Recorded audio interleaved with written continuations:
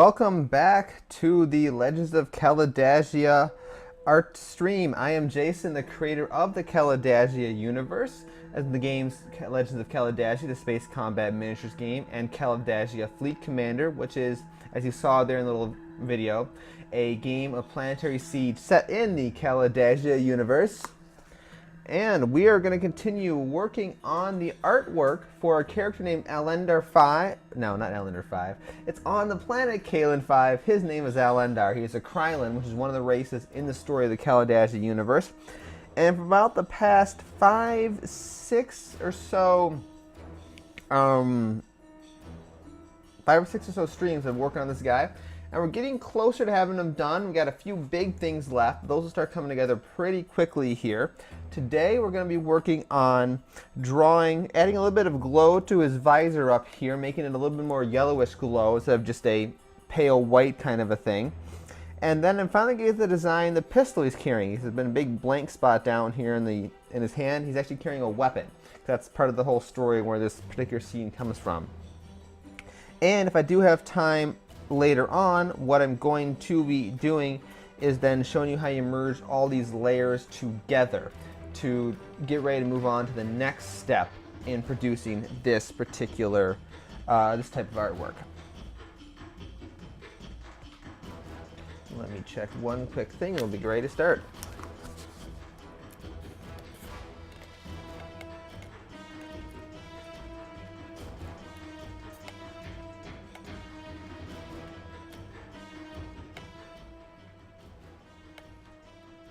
I just turned the volume down on the music in the background. It's a little bit louder than what I like. So, okay. With that out of the way, let me talk about what I'm going to be doing right here. I'm going to be adding what I'm going to make up a term here. We're going to call it chrominance glow, because chroma color and it's going to be glowing. But basically what I'm trying to do is, if you look in the visor here where I have the reflection of the light source, all it's really doing is making it more white. It's decreasing the contrast, it's decreasing the saturation of the color, and therefore it makes it look brighter, but doesn't make it stand out as much. So what I'm going to try to do is make it a little more standoutish-ish by essentially making the areas that are lit up by the light have a bit of a yellowish glow or yellowish hue to it. So let's start here. We have our massive list of layers, because I've been, like I said, working on this thing for 6 different streams now. I'm going to create a new layer near the top, and I am going to call it Yellow Glow. Isn't that amazing? And I'm going to be using the paintbrush tool, and I'm going to choose, let's go to the a yellow color, like that looks, that we want the glow to be, probably a brightish yellow color. But I'm actually going to choose a color that's very dark. So maybe a value of around 20, but with a lot of saturation. So we're looking here around a hue of 59, full saturation, but maybe do we want full saturation? I don't know. Let's try a lower saturation and see how it looks. But a value of around, we'll do a value probably of around 11. I can go back and tweak these values later depending on how I think it looks. And all I'm going to do is take the paintbrush, and let's just, with a nice hardness 100 brush, and just paint over your mask. Just going to totally block it out for now. And the reason why I'm doing that, I'm going to go back to my yellow glow layer, and I'm going to change it from mode normal to mode addition. I really didn't do what I wanted to do. Where is my face mask? Hold on here. That did not do exactly what I was expecting it to do. Let me see if it's doing something. It is. It's just not doing a lot. Okay, so let's do this again here. Let's choose more saturation. There we go. So we do want a higher saturation value there, because now we've got a pretty good glow. And what we want to do is, with the adding on, we really want to basically choose, that's too bright. what is going to be the color of the brightest reflection area? And that's a little, what I just drew there was a little bit too bright, so let's darken it down a bit more. Yeah, okay, we'll make it kind of a yellowish bright. I don't know. I'm just screwing around here, to be honest with you. We'll see how it looks. All right, so we slap down the color of what we want basically the visor to be in the brightest yellow light. Now we want to only make it apply to the relatively bright sections. And here's what we're going to do. Let's go back to your helmet lighting layer. This is from the previous video. This is what gives it the shading effect here, where you see the little bright spot and the darker spots. This is all the helmet light layer. Now, what I want to do is duplicate this layer. And I'm just going to move it up to the top for now, and we're going to change the mode from hard light to normal. Okay, so what I first got to do is separate out just the visor. So what I just did there, by turning this layer to normal, what you're now looking at is you're looking at basically the light effects being applied to the helmet from the light source, which in this picture is up in the upper right-hand corner. So first thing I'm going to do is isolate only the visor section. So let's get out our, what do I want to do this? There's a couple ways I could do this. I am just going to take a black brush and basically block out everything that's not the visor.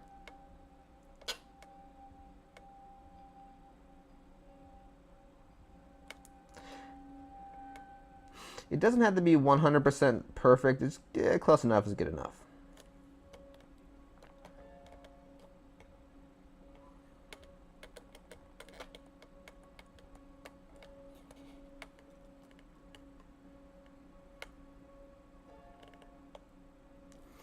And right now I'm just tracing around the visor because I'm going to basically use this layer is going to become a layer mask. It's something I don't think we've used yet during these tutorials, but I'll get to talking about what that is in a little bit. But first, like I said, right now on this particular lighting layer that I duplicated, I'm just blocking out the visor area.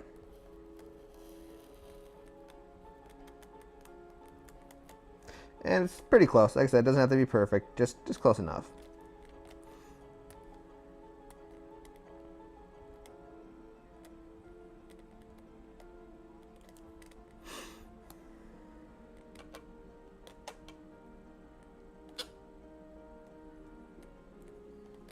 All right, let's take our bucket fill tool. I'm just going to fill in everything else because literally I only want the visor area to be lit up.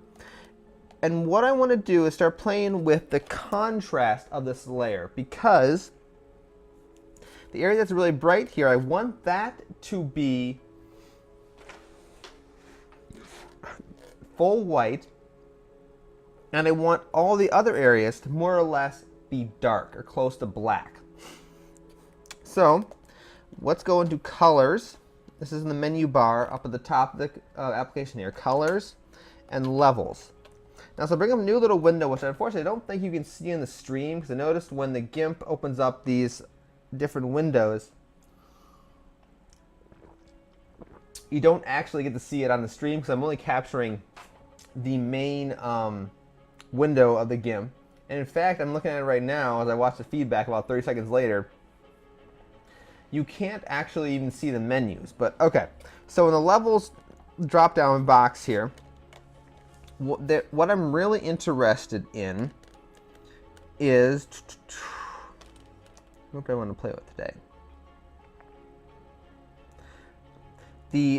There's a section labeled input levels.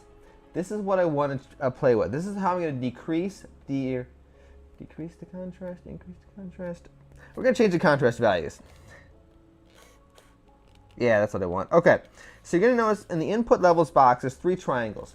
There's one to the very far left, one to the middle, and one to the very far right. The very far left one, this defines what value level from 0 to 255 or 0 to 100, depending on what scale you want to look at, is defined as pure black.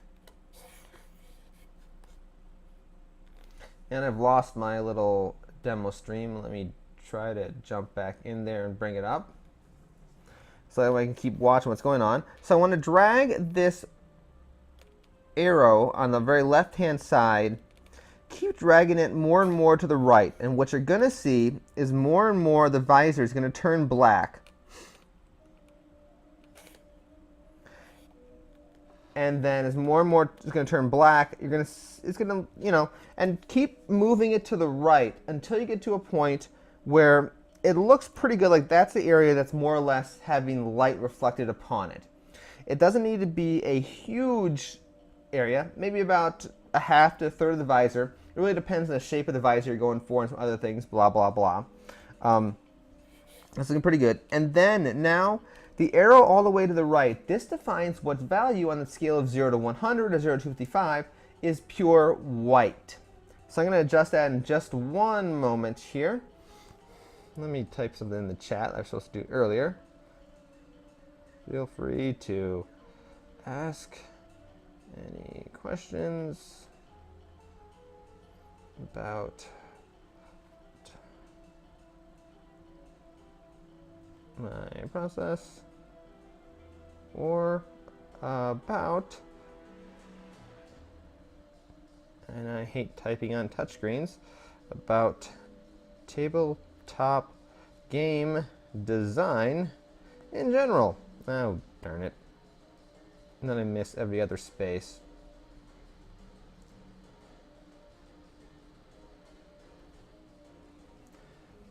Okay, now back to what I was saying. The arrow on the right here is defined as the pure white. What you define as pure white. So let's drag that a little bit to the left until we get to a point where that's looking pretty good there. Where the area where the light is really reflecting, that is pure white, because we want to define that as the brightest spot. And then let's just hit OK. And let me see if I can just tweak. You can, oh, nope. Leave that. Don't touch the middle arrow. Leave the middle arrow where it is. All right, hit OK. So we've pretty much got now a layer which goes from 0 to 0, which is black, to pretty close to white, which is full brightness. And we're going to use this to create what is called a layer mask. Basically what a layer mask does is on a per pixel basis, so for every little pixel in this image, it's going to say how much transparency to apply to that pixel for a given layer. If the pixel is pure black, it's going to basically say make the pixel of that layer fully transparent, have no effect on the image. If it is fully white, we want to make that pixel be fully opaque and apply that level of effect to the image. So I'm going to select all, to select the entire layer, hit edit, copy. We're going to hide this layer. Let's go down to our yellow glow layer, right click on it, add layer mask. It's going to ask you to initialize layer mask to. So right now let's just do full white, full opacity. It doesn't matter in this case. Hit add, and nothing's going to happen just quite yet. Now, what you're going to see though on the yellow glow layer, you're now going to see the two little icons here over on the left hand side. You have the layer itself, then you have now a white block to the right. That white block currently represents the current layer mask. So make sure you click on that to ensure that's selected, because you're going to draw on the layer mask, not the actual layer itself. Go edit, paste, and there you go. What just happened, oh, sorry, layer, anchor layer. What just happened, that black and white image layer I was just working with a minute ago, I applied to this glow layer. So now only the areas that are kind of more or less white in that layer have now become the basis for adding the bright yellow glow highlight effect. And you can see now, it gives the helmet not just a brighter, less saturated appearance, it gives it a brighter appearance for the yellow, because yellow is more bright than the base color. It's something kind of cool you can do. It's a different type of highlighting effect, and I actually use it from time to time in some of the planets. You'll see this a lot. We'll see this sometimes in some of the Kepler planetary artwork for some of that concept artwork based on what the Kepler telescope found. All right, with that out of the way, let's draw a weapon. So he is carrying the pistol down here in the corner. I'm just going to go ahead and create a new layer for real. New layer, please. All right, and we're gonna call this one Pistol Sketch.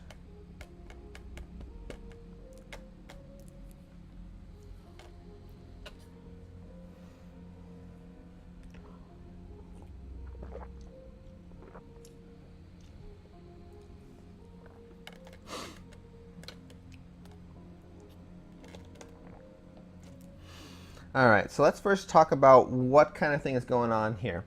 Obviously, the way he's got his hand, it's down, it's kind of facing towards the ground. So the pistol, we're essentially looking at the top of the pistol. We're not going to see much of the sides, if any. And one moment here. I keep kicking this bag underneath my table, and it's making an awful, awful noise. Let's get that out of the way. And I'll get that later. And I knocked something off my table. But that's not a big deal. Okay. All right, so let's talk in here. The pistol's going to be facing down, so we're going to be more or less looking at the top of the pistol. And my process for doing sketching is I start with a fairly lighter gray color, somewhere around the 60-ish value area. I get out the spray paint airbrush tool, and I use a hardness of maybe 50 or 25. I start with a relatively large brush, usually around 20, and I just start getting the general shape of what the weapon's going to be. And I'm literally just making stuff up as I go, because not all the hand weapons, for various reasons, are really fully designed for the Kalidasia universe. So right now I'm just blocking out general size in this first layer.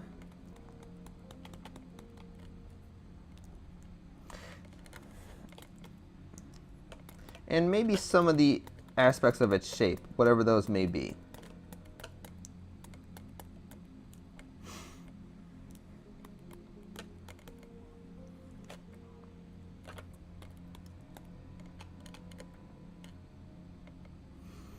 Probably end up making it a little bit more narrow, but that's all right. Okay. And literally there isn't a lot to the basic shape because, like I said, we're looking more or less straight down at it. So I keep refining the sketch a few times over. I make it a little bit darker gray. We'll go down to about 40. We'll decrease the size of the brush to around 10 or 11. And now I'm going to start getting a little bit more of the final shape in here.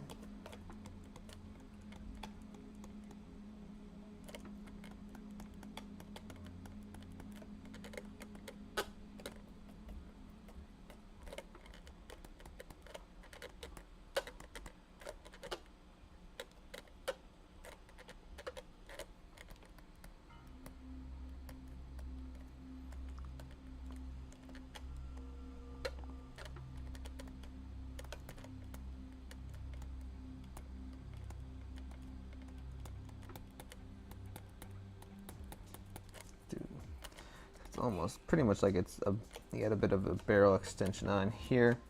One of the things that makes Krylan weapons a little bit unique in the Kalidasia universe from the other races is it doesn't have a trigger and they don't have sights. The reasons for that is their weapons are all linked into the suits they're wearing. They don't need to have a manual trigger on the gun because they can fire it with commands from their suit. They also don't need a sight because it's basically where the gun is pointed is basically a fancy targeting system built into their helmets. They literally it's basically like they're playing a video game. That's really what their interface is designed to look like. Is imagine a modern first-person shooter where as their gun is moving around, they got a little targeting reticle that based on obviously how far away the object is that it's pointing at, it can tell whether they're on target or not. They just go, they fire. It makes them terrifyingly accurate fighters in combat. Alright, so we've got more of a basic shape laid out.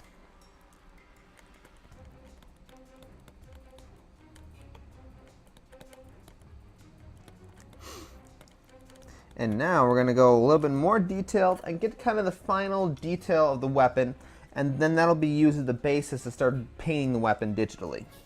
So once again, we go a little bit darker and a little bit smaller. Go about half the size to about 5 pixels.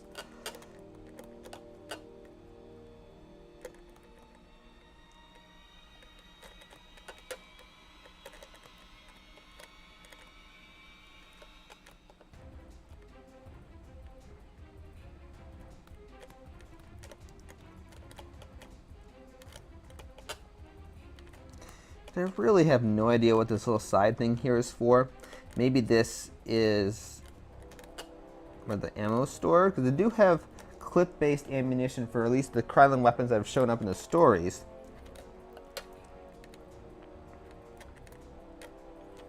This could be like the casing ejection.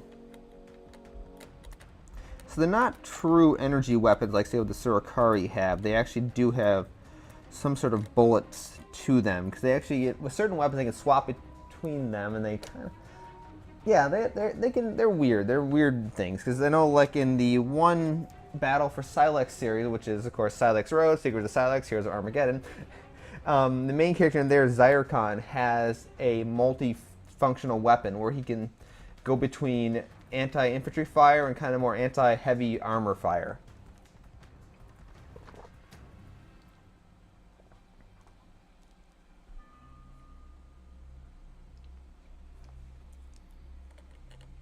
Couldn't send my tweet. Oh no. I need to fix that right away. One moment here. Apparently my shameless promotional tweet to my Twitter account failed. I don't know why. But like I said, let me just quickly fix that. And I'll continue this going on.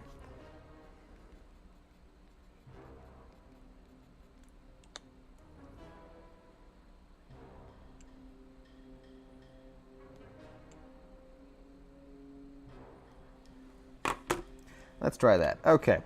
I don't know why it failed. It's the internet. Internet breaks every now and then. Enough said.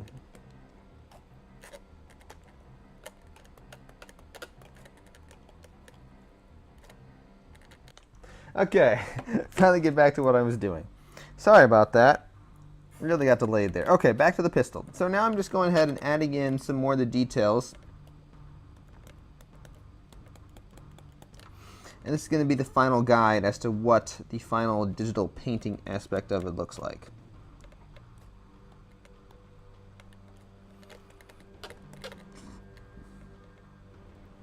Just want to make sure the actual barrel part is relatively straight. That would be kind of nice. And literally I'm just making up doodads to stick on this thing just to give it a little bit more of a interesting appearance.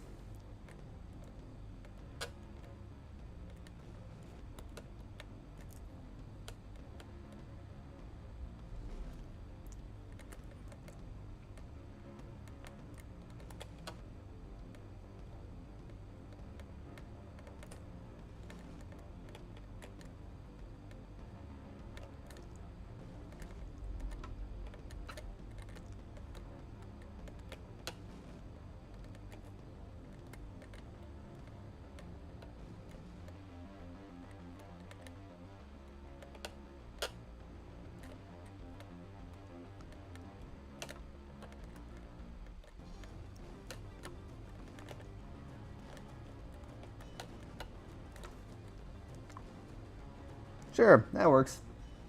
Okay, I've got my final design down. The last step before I start actually painting it, now that we've got what it looks like, if you need to, you can scale it or rotate it or change it a little bit just to make sure it fits in his hand like you'd want it to. And I'm going to do that a little bit. So in case it's too big or too small, or it's a little bit off, rotated, funny.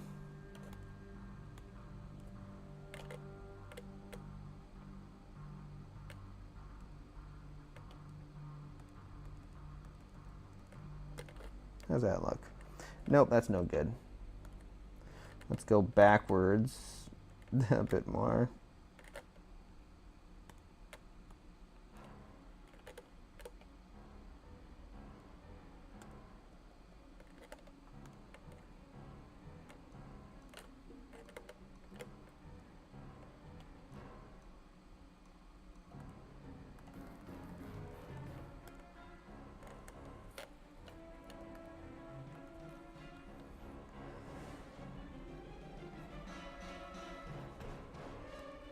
Yeah, I'll run with that. I think that's pretty close to about what I want in size and rotation. Let's just move it to about where it should be. Cool. All right. Let's start drawing this thing now. I'm going to assume my microphone's still running. That'd be a good thing to check. I unplug, plug stuff in as I get up. Everything sounds great. Okay, let's start drawing like I said. So, pistol sketch. Let's create a new layer on top of that. We're going to call this one, just call it pistol, why not? We'll make it more or less similar color to the rest of his body. So it's kind of a somewhat faded bluish color. It doesn't have to be a perfect match. Let's go with a hardness 100 brush.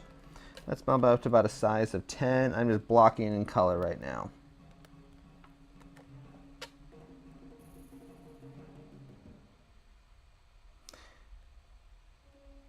And one thing you want to be sure of when you're drawing over a pre-existing sketch, cover up the lines of the sketch.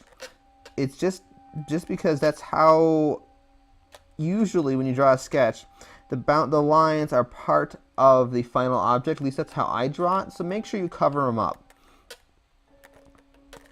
because it also gives it a bit of a weird, different look if you still have the sketch lines there. Because the sketch lines there are not going to be part of the final artwork.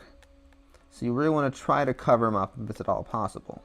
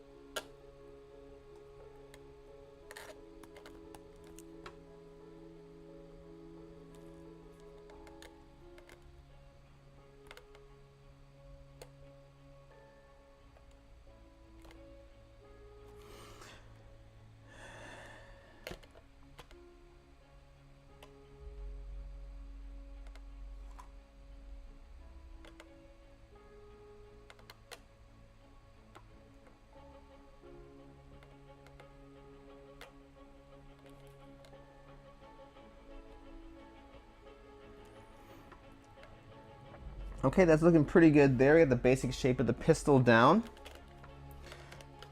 Let's add some texturing and some coloring, a little bit more than just a base color to the actual weapon.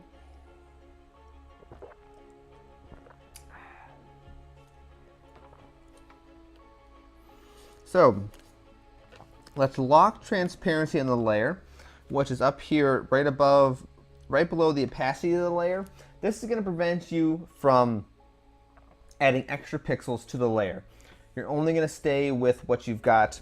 You only can work with the pixels you have there. So you can change the color, but you can't change the transparency, and you can't add more to it. It's a great way for drawing texture onto a layer without accidentally going blah and doing weird stuff off to the side. Right, I'm going to work on some of the acrylic layers. I'm taking a little bit brighter blue, a little bit larger brush.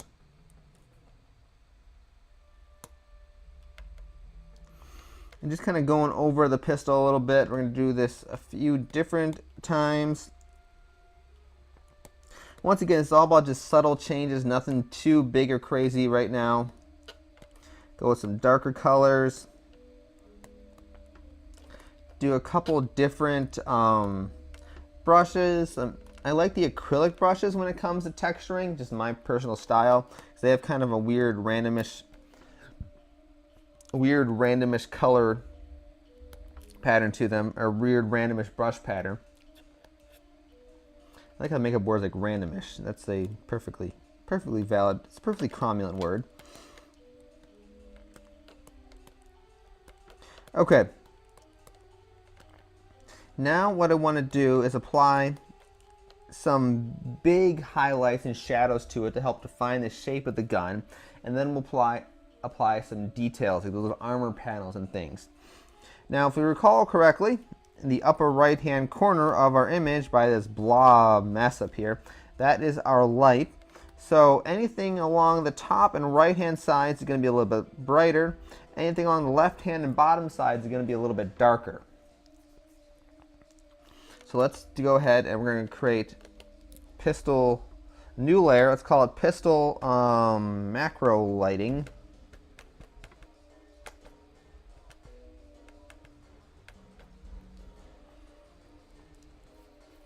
This is going to be a hard light layer, but we're going to get to that in a minute. First, take a value of 50 gray, so it's the gray value 50 color. Using the fill bucket, fill your whole thing in and turn your entire screen gray. Like I said, not a big deal. I'm going to go to mode and choose hard light. Now, we've used this plenty of times before, but this is the first time watching. The hard light layer is a very easy way to add light and shadow to your picture. If you paint with a value greater than 50, it's going to make the layer below it be a little bit brighter. If you paint with a value less than 50, it's going to make the layer below it darker, and it's proportional to how far you get away from 50. So we're going to start with the airbrush tool, and we're going to actually though start with a very dark color, like let's say 16. And what we are going to do, change the brush to about hardness 25. We'll go to the size around 40. And for the brush tool, we want to change its mode here, right above its opacity, right where below is the airbrush. Change that to addition. And now make sure you have the macro lighting layer selected. And by addition, it does exactly what you think about did earlier with the glow. You're going to add that value to the layer below it, or to the layer you're working on, which will therefore, since we'll be making the layer we're working on more than 50, it's going to make the layer below lighter. It's got a little bit of math stacking up here. It's a little too bright, I think. We'll change it down to a value of like 10. And I'm literally just going to trace along the edge of this pistol a couple times.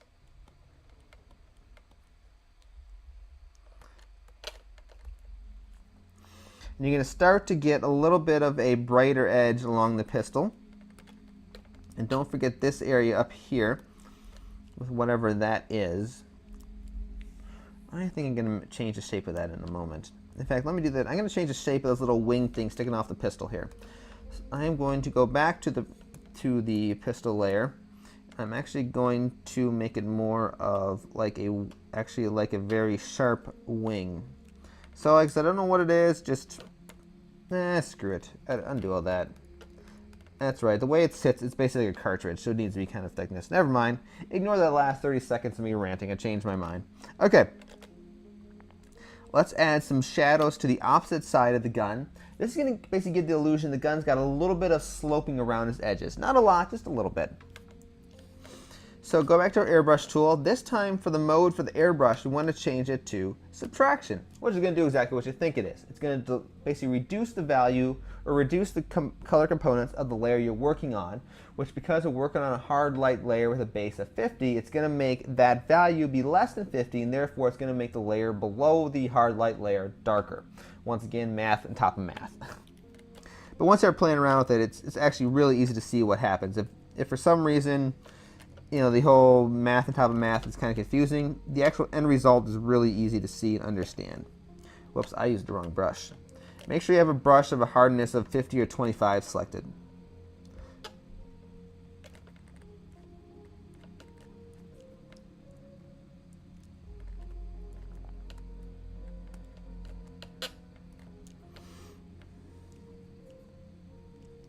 And then we'll go down a little bit to like a size of, whoops, that's like way big. All right, size of like 17. I'm gonna kind of darken in this little crevice right here because there would be shadows in there as well. And let's a little bit of the front of the barrel. Not a lot, just a little bit. Okay. So just some big macro shapes to the pistol. You can zoom back out a little bit and you can see it a little bit there. Now let's go into some detail lighting in terms of adding the little crevices that we saw on our sketch, and also adding in other smaller details to this weapon. So here's what I'm going to do. I'm actually going to bring the pistol sketch layer above where we drew, just to bring it back for a minute. Excuse me. And I'm going to decrease the opacity down. You don't need it very much, just enough to kind of see where your lines were. And I'm going to create a new layer above pistol macro lighting, and we're going to call it pistol detail. And all I'm going to do is draw the lines as you see them right here. I'm going to use a paintbrush tool. Let's do a value, a size of pretty small actually. We want a size of about 8. That's even big. We'll do a size of like 4.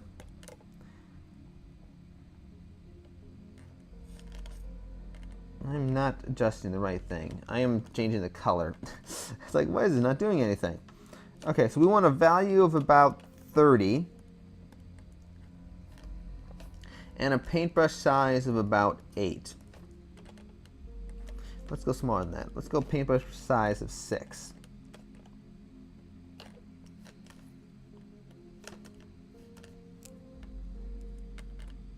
And now very carefully, we're going to want to draw some straight lines as best as possible over these little detail things that you already drew. Oh, make sure the hardness is like 50 or even 25. Let's do hardness of 25. No, yeah, hardness 50. Let's do a size about 4.75, something like that. All right, so very carefully, as best you can, doesn't have to be perfect. Just start drawing over the lines that you drew earlier as part of your sketch.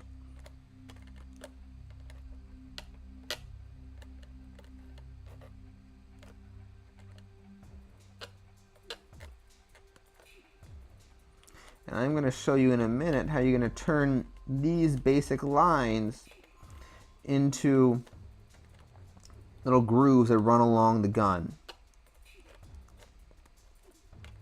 It's a technique I don't think I've actually used yet on this guy. Oh, I have the magic emboss feature. We used it back when I was drawing the hexagonal patterns that are across his entire suit.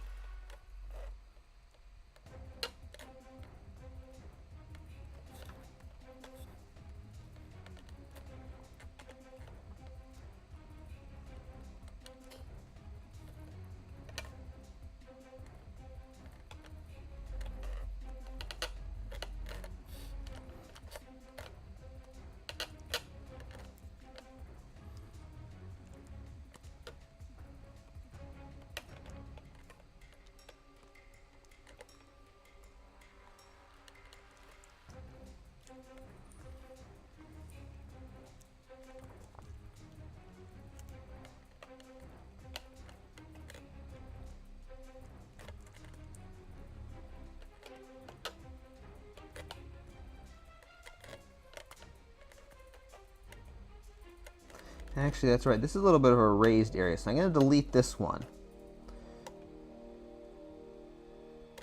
So you're only drawing in grooves. If there's any areas in your weapon that you want to be raised up, don't draw those now. These are only grooves.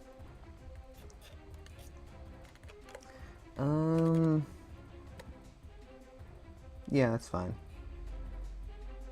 Okay. So, here we go. Let's move on to the next step, which is that whole magic emboss tool. Now the emboss tool is going to turn these lines into an elevation map to where they're kind of climbing out of the image. And like, unfortunately, the emboss, when I do this, filters, so you go up to filters in your menu, distorts, and choose emboss. Unfortunately, because of how I got my recording studio set up here, you're not going to see the emboss window pop up. But I'll explain it to you. It's not too hard. You got a preview at the top. Then you have function. You want to choose emboss. There's two options under function. Choose emboss. Then the three things below this are azimuth, elevation, and depth. The azimuth is azimuth. I guess I say it sometimes. I should know that because it's an astronomy term. This is what direction is this light coming from. An angle of 0, which is an angle from 0 to 360, is off to the right side of your artwork. Angle of 90 is straight above. Now we're coming from the upper right hand corner, so that's about 45 degrees. So let me change that value to be around 45 degrees. Elevation, it doesn't really matter too much for this. I forgot what I had for the hexagonal pattern, so let's just make it 30. Depth, we'll do a depth of 10. No, we'll do 20. Basically, this is saying what level of elevation you've got. It doesn't matter a whole lot in this case if you've only got one color, but it would matter a little bit more if you have lots of colors, I think. But it's pretty much a way of controlling just how much of an emboss effect goes on. So anyway, all right, let's hit OK if we got everything. You sit back and wait about 30 seconds.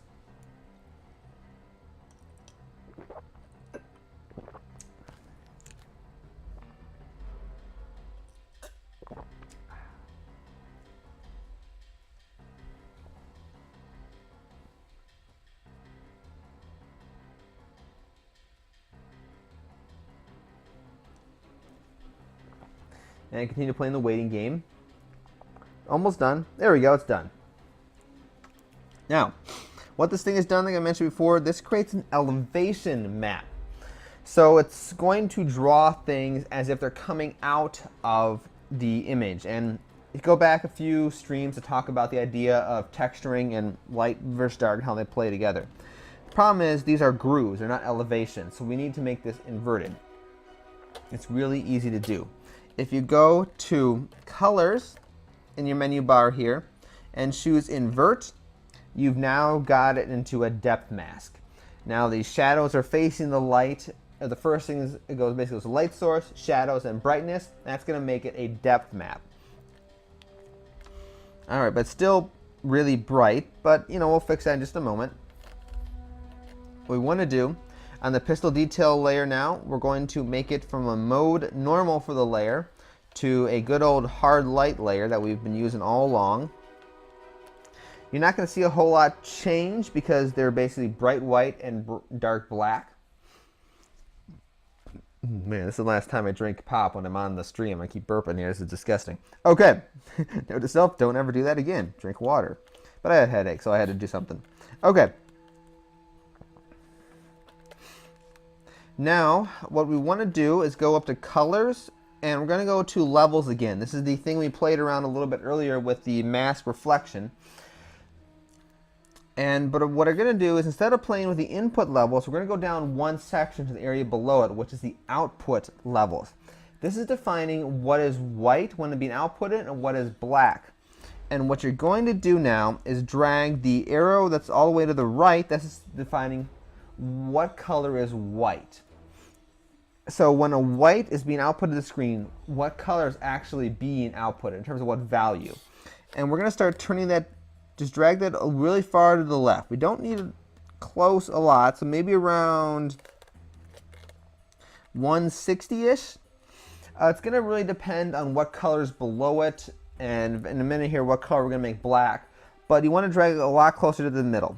Now, same thing with the little arrow on the left-hand side here. This is saying when there's black on the screen, what value is actually going to be black. And we want to make it closer to being more of a light gray color. So let's drag that arrow all the way closer to the right. And maybe it's going to depend. We'll try like a 90 value, maybe make it 100. And you're going to kind of go back and forth, tweaking these values until you get something you like.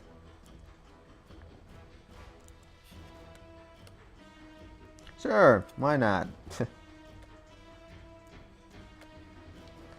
Close enough. So There we go. We got something that looks pretty good. So once I got to where I want to look pretty good, just hit OK on the levels. It'll apply effect. And now you've got a little bit of grooves in your pistol. This is the exact same process that we used to create the various text or hex pattern that runs across his entire suit.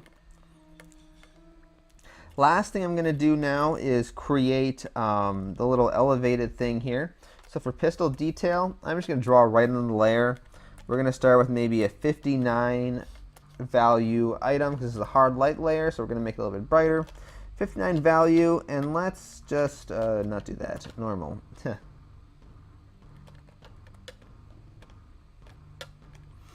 I'm just going to draw a bright edge there and a bright edge along the top. And then I'm going to select maybe a 39 value layer. And I'm going to draw along the left side and the bottom. And that should give it a look like there's a little bit of a raised thing there. And what I can do then also is decrease the size of the brush, change it from hardness 50 to hardness 75, and do the process again to give it a little bit more of a sharper, well-defined edge.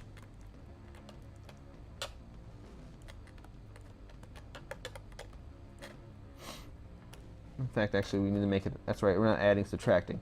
So we need to decrease the value to like 30 and do that process again. And that'll give it a little more of a sharper, more well-defined edge. And same thing, we need to go to a value higher than what we drew before. We'll drew like a value of 72 and do the same thing over here. And if you wanted to, just like how we did with the visor, where in addition to making it a little bit less saturated for making the brighter edges, you could go ahead, add another mask, make it more of a bright blue, and use the same kind of texturing weird thing we did to actually make these areas on the ridges, or the area of the lines. What am I calling these things? The little lines in between the armor panels and the pistol. We can make them actually a brighter blue color instead of just being less saturated, more white. That's another way you can use this effect I did earlier with the visor and apply it to something else. All right, well, some last little cleanup and some other more details to the pistol. It doesn't have to be anything too fancy, like I said. I'm just trying to get something out for now. So let's make the barrel a little bit straighter. It's a little crooked at the moment. So let's go down to our pistol layer itself. We can actually get rid of the pistol sketch, hide that layer. And then on the pistol layer itself, I'm going to use the lasso tool, and we're going to make a nice straight barrel. Click once with the lasso tool. Click again down towards the end where you want it to be. And here's what we're going to do. Let's do that, and we'll do that, and we'll go like that. Okay. So pretty much by clicking once, by just instead of drawing with it, by click, click, click, you create nice straight lines. And this is I've defined the area I want to keep. So let's do select invert. So now I have everything outside of that barrel area selected, and I'm just going to take my eraser, and I'm just going to clean up the barrel outside of this region.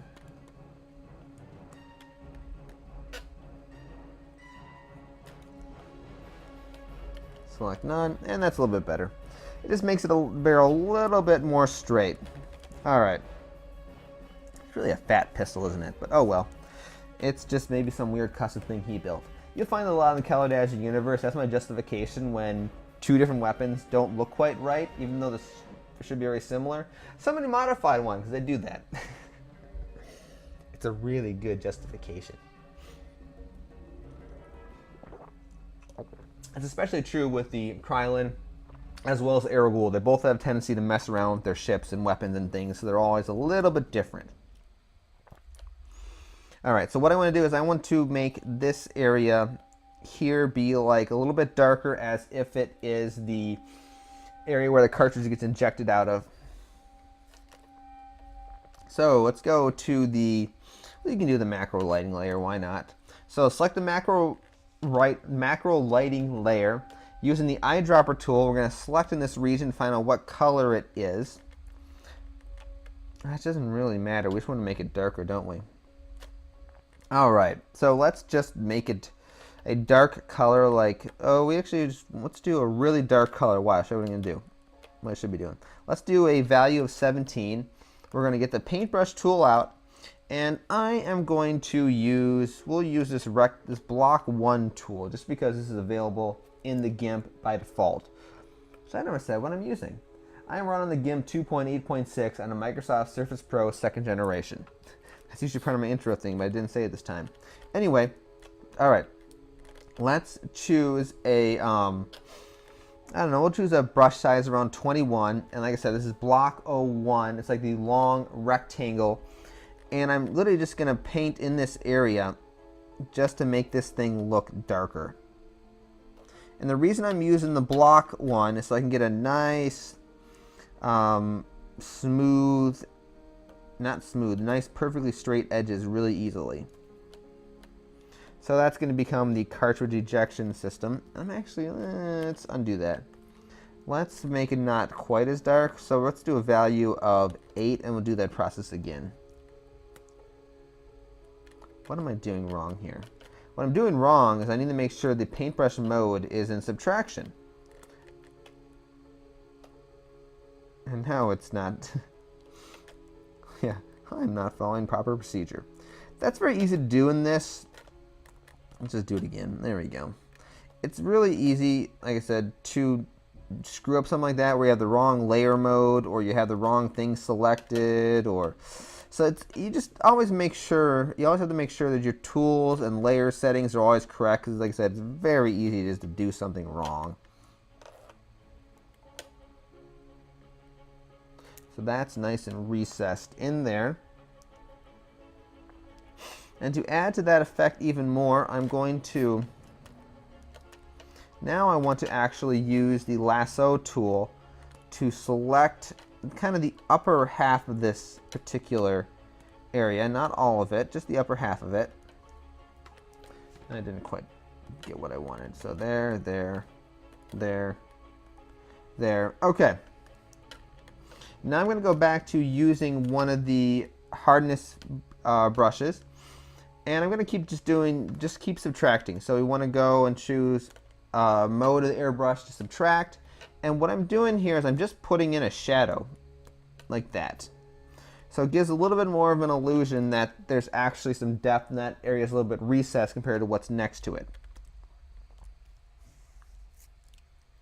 Of course, then we need to make sure that this area along the edge is still a little bit brighter. So let's do addition and make that area be a little bit brighter. Edit to undo that part. Using the lasso tool, let's select kind of the bottom half of this item here, and we're going to keep addition now with the airbrush tool. And I'm going to make this area be a little bit lighter, like there's a little bit more light collecting on it. There we go. That'll work. Nothing too fancy. What else do I want to do for this pistol?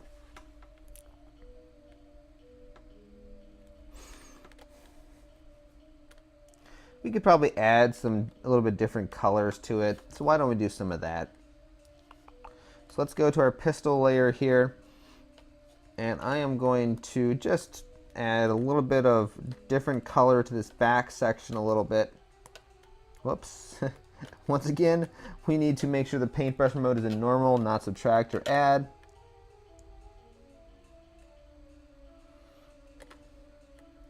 Let's do that.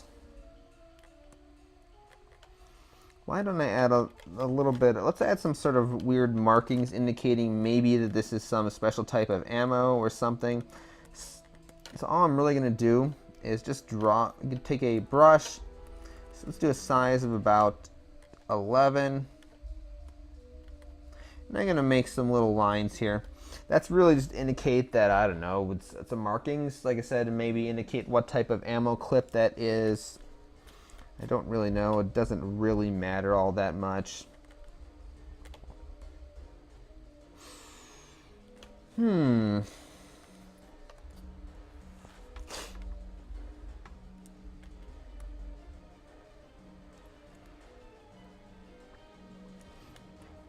Thinking here.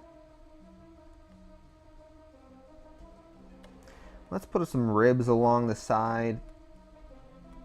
Yeah, why not? We can put some ribs along the side. So let's go to the pistol detail layer. Let's take out a gray value of like 60. Take our airbrush tool. Let's go down to a hardness of 50, size of about 5. And we're just going to make sure we're in normal mode, not addition.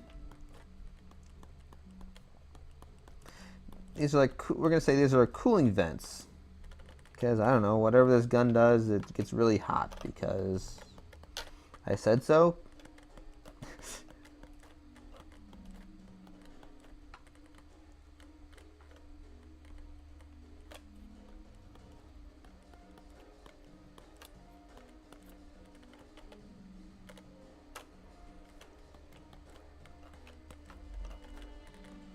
So that works. Let's go to a color now of like 40 because we need to make the back side of the cooling vents, which is darker than the surrounding colors. And let's just draw those on. And you got little ribs now, it looks like. So we're drawing the darkness below the lighter areas. So because it goes from light source to bright to dark, it's going to make it look like the little ribs sticking up. You know, whatever. It all works pretty good in the end. Don't need anything too fancy here. It's literally just a relatively small weapon he's carrying in a much larger image. So I'm good with that for now. Well, I said I'm going to be on here at about 6 o'clock. So let me put up a little bit of a commercial break. And then I will come back to show you... Oh, I still got to draw a neck, don't I? He doesn't have a neck. Okay, let me do the neck quickly. So let's just go down to his suit color layer. Fortunately, most of the neck is more or less obscured. So let's just go down to the suit color layer.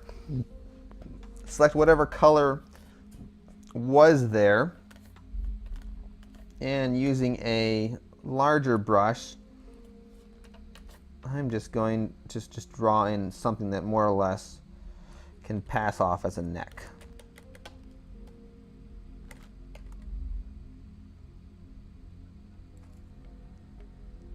There we go. Do I have any do I have like a suit highlight layer or something? I have vest lighting. I can use that. We can use the vest lighting layer then, which is once again it's a hard light layer just to add a little bit of highlights and shadows to the neck. So hardness 25 brush. I don't know. Let's do it a 20-ish size. Let's choose we'll choose like a 53 brightness there. We'll put a little bit down there. Let's go to the other side. Let's choose a 47 color. There isn't much there. Okay, let's make it a little bit darker then. 42. There we go.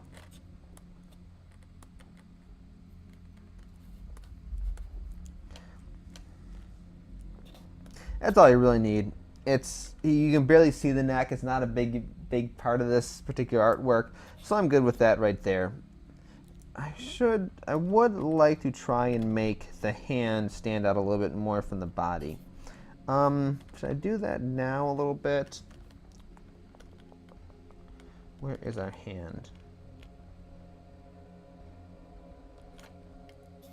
So I'm pretty much finishing up with some little details before I start applying the large overall lighting to the entire character. But where is his hand?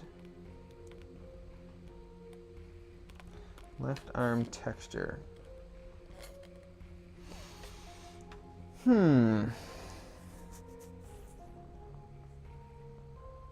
Where is his left hand? There's arm. This is what happens. I got so many different layers. I'm like, hey, is that his arm? There's his hand. Okay, I found his hand. So let's do Let's go ahead. There we go. So I selected outside of his hand. Select invert to only select the inside of his hand. It's kind of a funny shape, but that's all right because it's got it curled up in weird ways, whatever, blah, blah, blah. Okay, I want to choose now the left arm texture.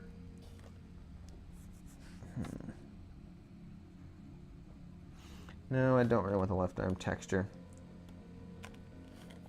Let me just go back to the hand layer, make life easier.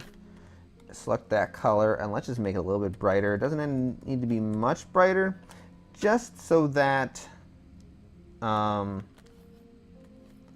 should select none. So I'm just going to go ahead and lock the transparency on that layer, take a little bit brighter blue, and I'm just going to paint over it, just so that you can see that there's something else there. It's probably a little bit too dark than what we needed. Undo the paintbrush.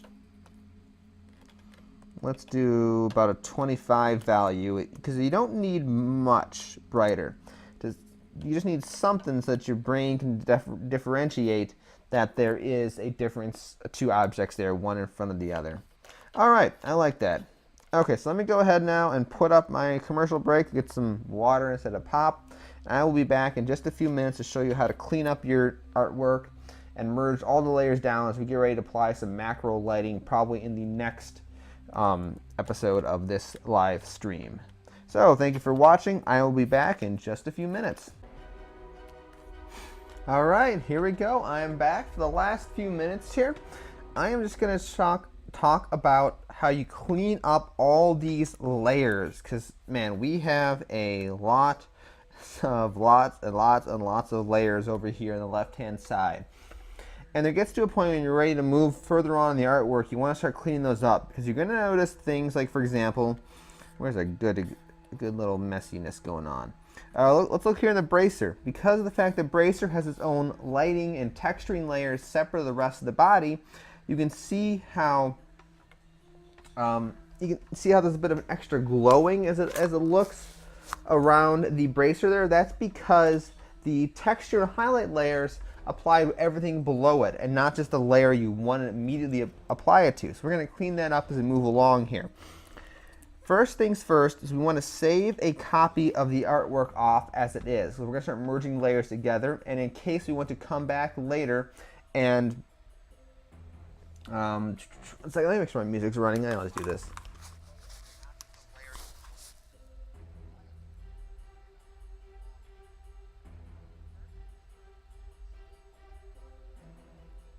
Yes.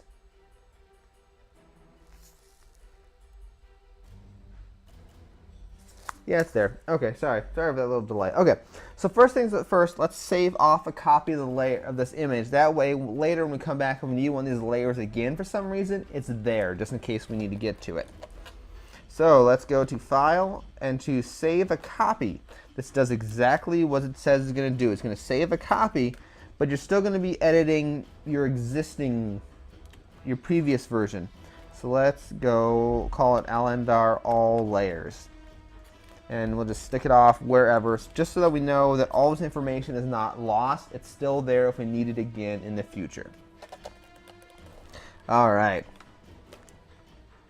Let's start cleaning things up. And we're going to be merging layers merging layers together. Now in the GIMP, there's two ways to merge layers together, at least two main ways. And depending on the types of effects you have going on, there's a right way and a wrong way. So let's start by looking at the wrong way. For example, why don't we look at, where's our feet? Here we go. Let's do feet shading. So we have the feet plating layer. So we have legs below it. We have plating layers, and then we have shading layer for the feet. If I right click on the feet shading layer and I choose merge down, which is one of the ways you can merge layers,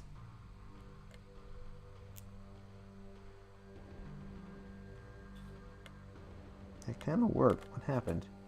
That's not right. Undo. Oh, I know why. That's why it actually kind of worked in that case.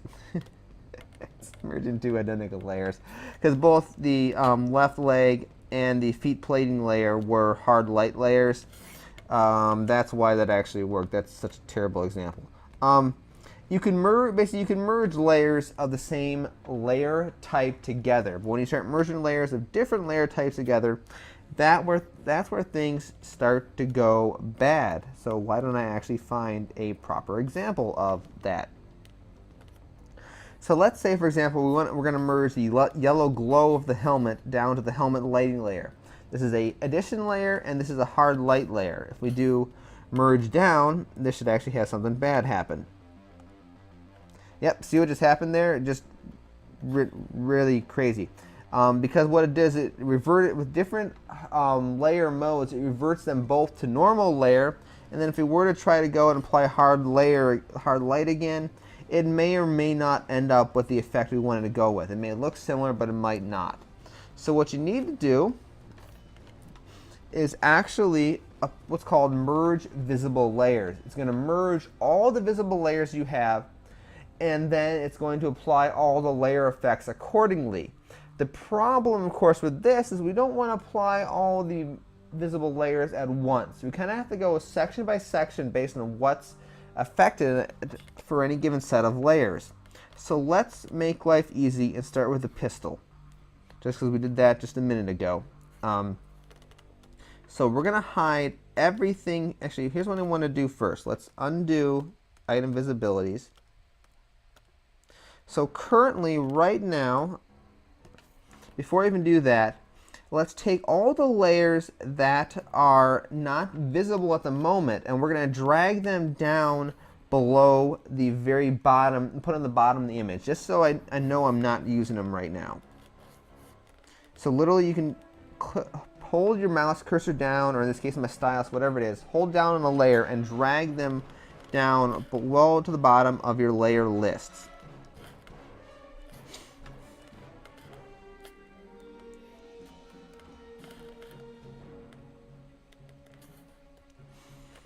This way I just know that, you know what, I don't need them right now, and as I start turning layers off and turning them on, I don't accidentally turn on something I don't want to turn on. It's literally, it's just getting them out of the way.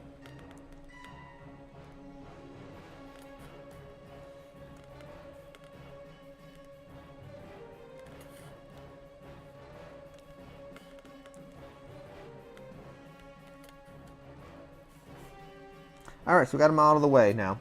What I want to do is hide all of the non-pistol layers. So everything that's not a pistol, let's just go and you click on the little eye there, of course, and that's going to hide them. And let's go all the way down to the background. So literally all we have left in the artwork right now is the pistol. And let's go up to any one of the pistol layers, right click on it, and choose merge visible layers down here at the bottom of the context menu that you choose. It comes up. And then it's going to have some options pop up here. It says final merged layer should be. Just choose expanded as necessary and hit merge. And it's going to take all those different layers, and we're going to merge it, all the 3 pistol layers, and merge it down to a pistol. In this case, it's still a renamed pistol. That's good. So let's now move on to the helmet. So let's show all the layers that belong to the helmet.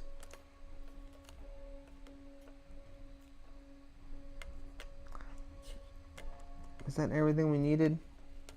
Feet shading, star. That looks to be everything we needed for the helmet. That's good. So same thing, we have only the helmet related layers visible. Let's right click on one of them and choose merge visible layers. Same thing, expand as necessary. If need to, rename the particular helmet. Star, let's just go ahead and delete that. We don't really need that one anymore. Let's do all the ones that are related to the feet. And this process is going to continue. So let's turn on feet shading, feet plating, left leg. And you're going to start to see your character come back together here. Right leg texture. Okay, so we have suit. Okay, so we're going to have to do the entire suit right now, because the legs were part of the suit, which is fine. So let's make sure we have everything for the suit as well as the legs selected. That looks to be everything, because obviously if it's below the background layer, it doesn't matter. That's good. I think that's everything. Bracer, bracer, left arm, left arm. Those are arms and reference art. The vest is different. So, okay. We got everything we need here. So let's go ahead and do merge visible layers again. Expand as necessary. And we can just go ahead. Let's going to rename this guy just a suit.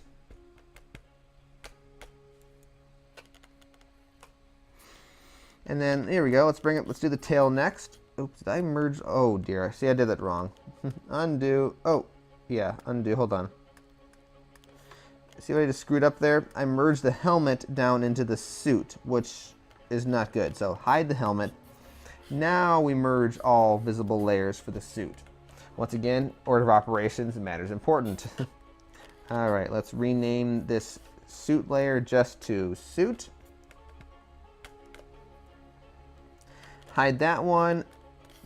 Tail. Tail's looking good. Merge visible layers. And it's really just doing the same thing over and over again. Whoops, undo that. Oh, okay. I guess there's just a random color thing here. Undo that eraser. Arms, clean that up. Arm texture. I do need to keep the bracer and left arm separate. So let's do left arm texture. Where is the... I'm thinking here. Yes, I do need to make some things separate. So, okay, but that's good. So anyway, we've got the arms and the arm texture. Once again, we're just doing the same process over and over again. Merge visible layers. One thing now, though, is I need this left hand to be a separate layer. So on our arms layer, let's just go ahead, edit, select it, edit, cut, edit, paste, layer to new layer. And now we can rename this guy to hand. And we'll just put that above the arms. The reason why I do have that like it is because I want the arms to be below some of the vest. It's just to keep it separate. You'll see why later when I get back to showing things here. All right, let's do the armor, his little vest suiting. So we have the vest base color, vest lighting, and I believe that's all we have for the vest. We can get rid of the giant Kalidasia.com up here. That isn't really necessary anymore. All right. Merge those together, merge visible layers together. I'm going to drag my reference art down to the bottom. We don't need that right now. Let's hide that. Okay, so this little bracer over here. Let's go ahead and do the same process with those. Merge visible layers, merge them together. And now, if we did everything right, we should have all the different components of him together on individual layers, which is what we want. So let's turn on everything that is above the background. We need to move the hand above the vest. And let's just rename some of these layers to what they're finally called. We'll call it shield bracer, because that's going to become a shield. That'll be a next episode thing. And then vest, we'll rename this to vest. And then let's just clean up some more of this whole character here. And clean up some more of all this stuff. So I'm only going to keep the helmet faces layer, which of course, if you remember, the helmet faces layer is that one that has the different faces defined for the helmet. I'm going to keep that. I'll keep my reference art. Vest lighting copy, I don't need that anymore, so I'm going to delete that layer. Sketch 1, I really don't need the sketches anymore at this point. He's essentially done. So I'm going to get rid of those. Shield is going to actually become the shield layer, so I'm going to come back to that one later. As this a basic rough shield sketch. But I'll come back to that one later in a future episode. Helmet lighting 2 was what defined the glow. I don't really need that part anymore, so let's just delete that one. Pistol sketch, same thing, don't need that anymore. The guide, what was the guide for? I don't actually remember what the guide was for. Oh, that's right. The guide was defining those. I'll keep that for now. That'll be useful during the shading thing next time. Perspective helmet. Don't need that anymore. Let's delete that. And then we just have the vest face mask, which was the multicolored thing laying out the individual faces of the vest. And finally, hex texture. I will keep that around in case I do decide that I need it.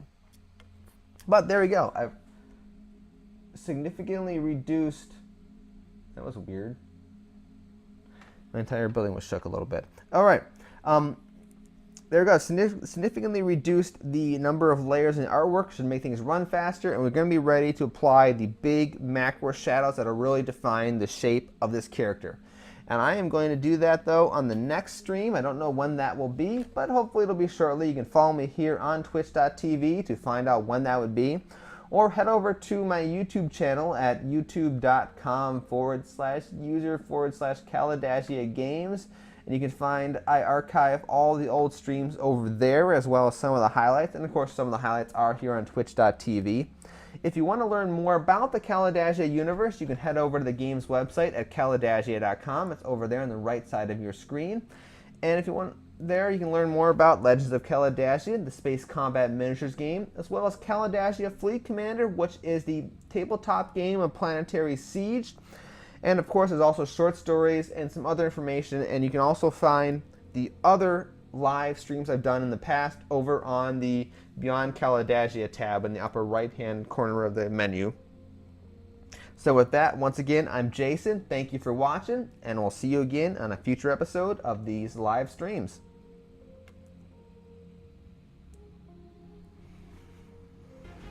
Zerikar forces enter the cadre system. Launch Operation Octavius. I repeat, launch Operation Octavius.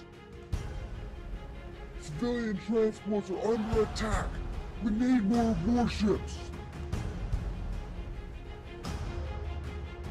Hostile forces have landed in the city of Gandria. Battle lines are holding.